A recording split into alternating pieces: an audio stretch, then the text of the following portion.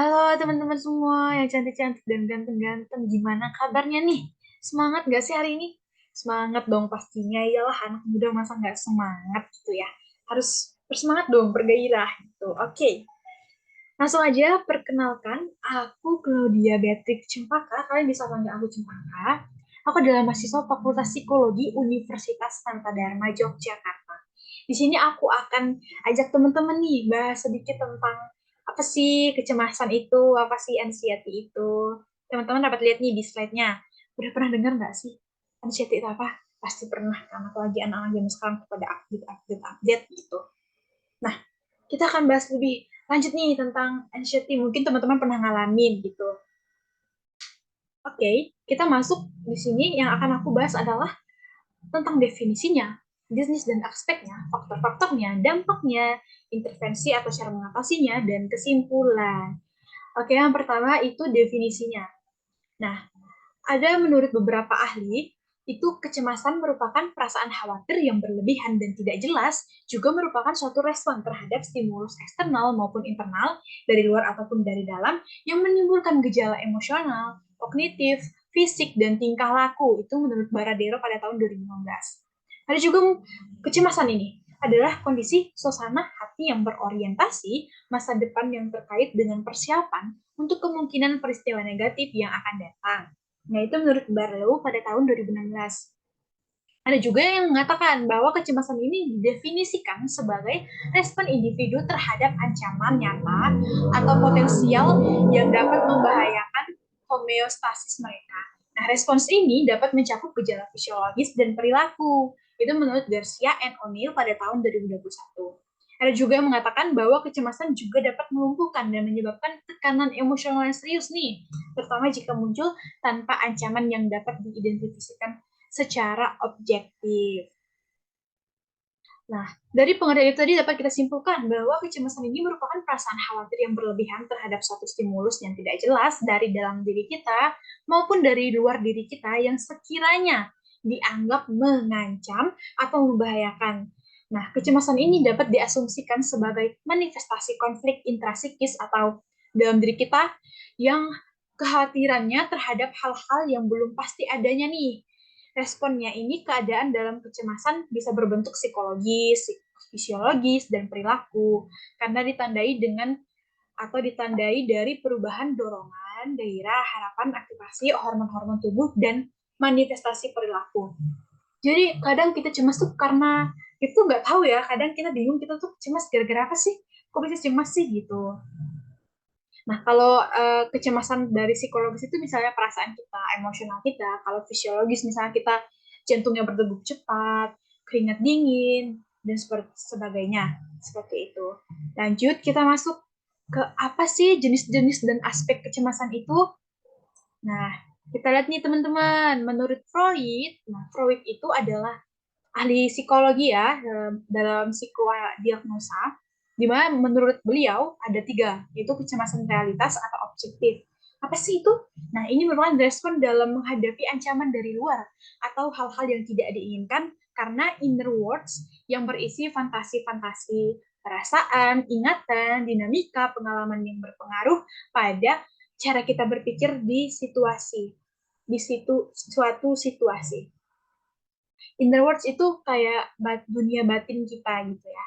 Nah, kemudian ada kecemasan neurosis, di mana kecemasan ini muncul ketika terjadi konflik antara prinsip kenikmatan dan prinsip realitas. Misalnya kalian mau mencuri mangga karena kalian pengen nyium baunya wangi banget. Kalian tuh pengen nih, tapi nggak bisa. Kayak realitasnya nggak boleh dong nyuri gitu kan. Kayak, aduh gimana nih aku jadi cemas kalian gitu.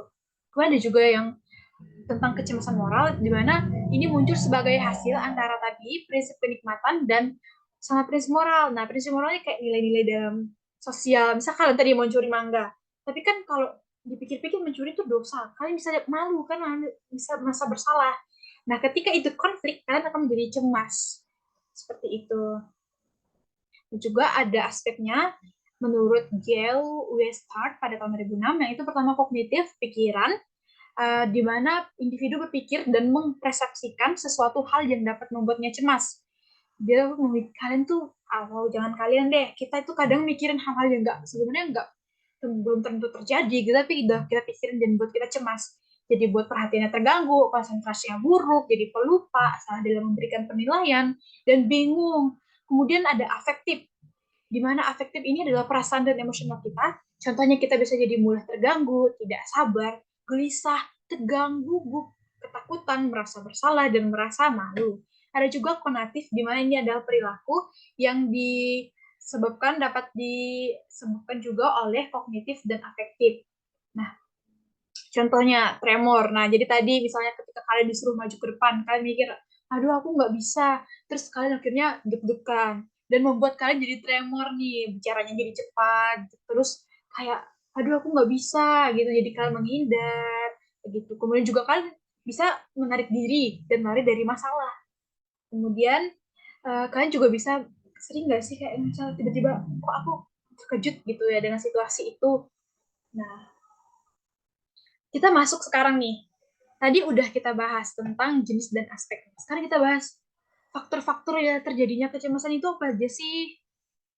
Oke, menurut Adler dan Rodman, yang pertama itu ada pengalaman negatif masa lalu. Jadi misalnya kalian pernah mengalami sesuatu yang menyeramkan di masa lalu, tenggelam misalnya, tenggelam saat berenang di pantai karena ombaknya besar. Kalian bisa jadi ketika mau berenang di pantai lagi akan takut karena kalian dulu pernah mengalami pengalaman mau tenggelam seperti itu. Kemudian juga pikirannya tidak rasional yang tidak masuk akal nih pikiran kalian. Terus ada kegagalan katastrofik, dalam diri kalian ya. Terus ada kesempurnaan, generalisasi yang tidak tepat. Nah, kesempurnaan ini bisa perfeksionis nih, siapa yang perfeksionis? Misalnya, ngerjain tugasnya ada yang salah, satu kata, hurufnya kebalik-balik, kan udah jadi kayak overthinking banget nih, kayak, aduh aku kayak dapet nilai jelek deh, padahal itu belum tentu kan, gitu. Itu yang membuat kalian jadi merasa cemas. Kemudian kalau menurut Garcia and O'Neill, itu ada faktor biologis mengacu pada kerentanan genetik yang terlihat pada gangguan kecemasan. Jadi kecemasan ini juga bisa disebabkan oleh faktor genetik atau keturunan, entah dari orang tua kalian, tante kalian, kakek atau nenek kalian. Nah, kemudian yang kedua ada faktor perkembangan mengacu pada hubungan antara gangguan kecemasan dan perkembangan temperamen serta perilaku. Jadi temperamen kalian ini ketika masih berkembang, ini kan masih punya nih masing-masing. Nah, itu tuh perkembangannya juga pas perkembangan temperamen itu membuat konflik yang membuat jadi cemas. Kemudian ada juga disfungsional interaksi psikososial dengan orang tua atau pengasuh yang juga menyebabkan resiko yang cemas lebih tinggi nih. Jadi ketika kalian misalnya kurang merasa aman dari orang tua atau kalian merasa kayaknya nggak ada yang bisa jaga aku deh, kan tuh jadi cemas gitu teman-teman. Jadi cemas, dan cemasnya itu bisa lebih tinggi karena tidak ada uh, kan tidak merasa bahwa ada orang yang bisa menjaga kalian. Kemudian juga ada faktor lingkungan yang dapat berperan dalam perkembangan kecemasan. Misalnya nih, aku kasih contoh deh. Kalau misalnya kamu dari kelas A, temanmu dari kelas C. Di kelas C, temanmu diajar sama Pak Septo yang ngajarnya tuh galak banget, terus tugasnya banyak, numpuk gitu. Teman kamu yang dari kelas C ini cerita ke kamu di kelas A, yang dimana kelas A-nya akan diajar oleh Pak Septo juga. Karena dengar cerita dari temanmu yang katanya Pak Septo itu galak, sering ngasih tugas banyak, kamu jadi ikutan cemas, teman-teman. Seperti itu. Nah, itu yang membuat kalian cemas juga dari faktor lingkungan. Kemudian kita bahas apa ya dampak-dampak dari kecemasan ini. Nah, dampak kecemasannya itu ada yang positif, teman-teman. Wow, ternyata ada yang positif ya. Iya. Untuk apa sih? Jadi kita menjadi siap nih, siap sedia dan was-was dalam menghadapi situasi dan menyadari sebuah situasi yang patogenik atau bermasalah gitu. Nah, kecemasan ini membuat kita menyadari situasi berbahaya dan memfokuskan perhatian kita sehingga kita tetap aman. Misalnya teman-teman ngelihat ular deh di jalanan, gak mungkin kan teman-teman kayak megang ularnya atau nginjek ularnya, ngelewatin ularnya, karena kalian tahu bahwa si ular itu adalah berbahaya dan membuat kalian cemas, mengancam kalian. Dan akhirnya kalian memutuskan untuk lari menjauh dari sang ular kan, dan kalian akan aman seperti itu. Atau contohnya, kalau teman kalian punya nilai tinggi di kelas bahasa Inggrisnya nilainya tinggi, kalian nilainya rendah nih, terus kalian cemas dong karena nilainya kan rendah, kok dia bisa aku nggak bisa gitu kan mikirnya. Akhirnya biar kamu tidak cemas, kamu memutuskan untuk belajar lebih giat lagi nih untuk menyamakan nilai kalian gitu. Nah, positif kan itu dampaknya. Kemudian negatifnya apa sih? Wow, banyak sekali ya dampak negatifnya. Oke, satu-satu kita bahas. Pertama, misalnya waktu mau ujian, merasa tertekan karena nggak belajar mungkin sebelumnya. Jadi takut, cemas, jadi nggak konsentrasi, nilainya jadi jelek. Nah, atau pas main bola, main basket, eh, malu karena dilihat gebetannya mungkin, jadi nggak masuk gol itu bola yang ditendang, nggak masuk ring basket itu bola basketnya. Atau bisa mau presentasi, karena gugup tadi presentasi di depan kelas, kalian jadi buyar pikirannya, jadi bingung, cemas, tremor, ngomongnya cepet tadi. Nah, ada juga menyebabkan perubahan pola tidur dan makan, kegelisahan, kehilangan minat dalam aktivitas, kemudian ada perasaan tidak berharga, insecure, kesulitan untuk berkonsentrasi, perasaan kalian mudah tersinggung, baperan nih, baperan, mudah tersinggung. Kemudian ada mimpi buruk, kelelahan, perilaku maladaptif, di mana maladaptif ini merupakan perilaku tidak dapat menyesuaikan diri dengan lingkungan atau situasi sekitar. Ada juga yang antisosial, menarik diri, perilaku agresif, bahkan bisa merujuk pada penyalahgunaan alkohol dan narkoba loh teman-teman. Ya harus hati-hati ya. Kemudian ada kekhawatiran yang berlebihan, terus jadi ledakan amarah, marah-marah nih. Ada juga tukak lambung atau asam lambung mah. Kadang teman-teman kayak gitu nggak sih kalau lagi cemas atau gugup gitu, jadi mulus perutnya. Ada juga yang sakit atau nyeri kepala dan perasaan tidak mampu untuk berangkat ke sekolah, kayak malas atau malas deh pergi kemana-mana gitu. Nah, kalau udah ngalamin dampak-dampaknya tadi, intervensinya gimana nih? Nah, intervensi ini merupakan cara pengatasan eh, dari rasa cemas ini tadi, teman-teman. Nah, yang pertama itu ada intervensi CBT atau Cognitive Behavior Therapy. Ini kalau udah yang parah banget itu bisa pakai ini, teman-teman. Ya, kalau nggak parah juga nggak apa-apa sih pakai ini. Tapi ini kalau misalkan udah ngerasa yang nggak kuat lagi dengan kecemasan kalian itu, kalian bisa pergi ke terapis atau ke psikolog gitu, nanti ya kalian akan diberikan terapi kognitif behavior ini, di mana ini dapat mengubah pikiran kalian, keyakinan kalian, dan emosi negatif yang kalian alami menjadi lebih positif lagi. Nah, kecemasan yang kalian alami pun akan berkurang nih ketika menggunakan teknik-teknik yang diajarkan dalam CBT ini. Nah, terapi ini membuat para klien itu menyadari dan dapat mengevaluasi pengalaman dan masalah yang ia miliki dari perspektif berbeda. Misalnya dilihat dari positif negatifnya gimana, netralnya gimana, sehingga nanti kalian akan mendapatkan kesimpulan dan solusi yang tepat atas masalah tersebut. Begitu. Kemudian yang kedua ada coping kecemasan. Ini bisa kita lakuin sehari-hari, teman-teman.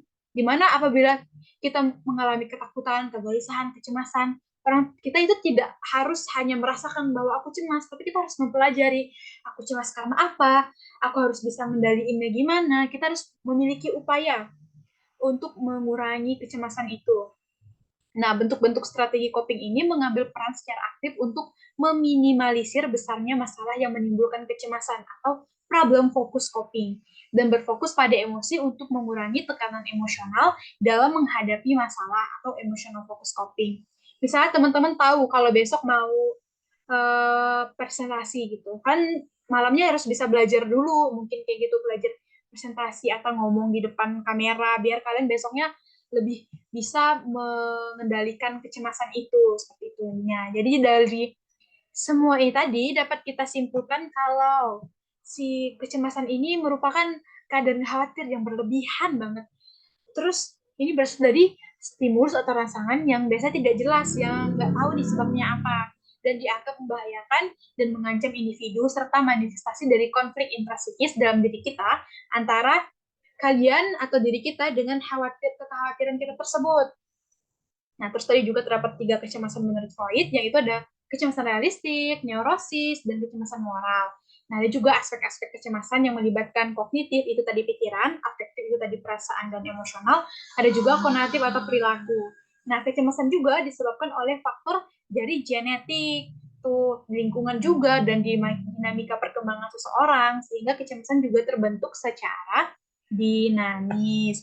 Terus juga tadi ada dampak positif dan negatifnya kan teman-teman. Jadi positifnya tadi bisa kita menghadapi situasi yang berbahaya, kita bisa tetap aman. Kalau negatifnya tadi kita jadi canggung, gugup, pola tidurnya kurang, pola makannya salah, jadi sakit fisik juga.